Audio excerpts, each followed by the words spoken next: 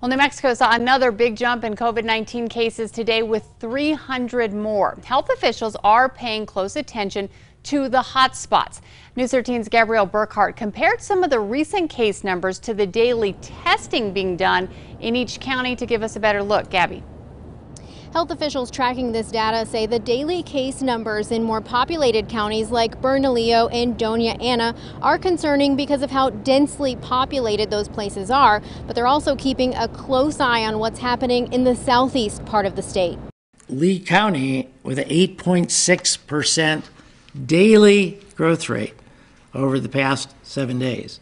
That's an astronomical growth rate. And you'll see also that Eddy and Chavez and Otero are all well above the state average.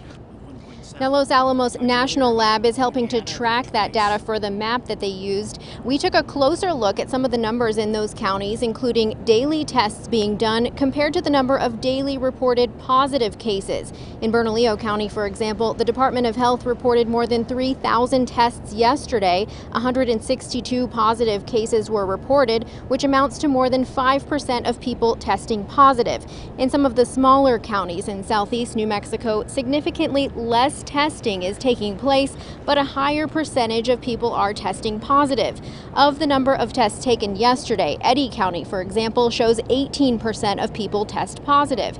In Lincoln County, 13% tested positive, and Lee County saw a spike last week with 27% of daily tests resulting in new cases. What we're learning about in New Mexico about the spread and this big uptick in cases we're seeing right now is it really is related to people confusing gradual reopening with return to normal life. And so lots of events, 4th of July weekend events, people out more. It's really happening everywhere in the state.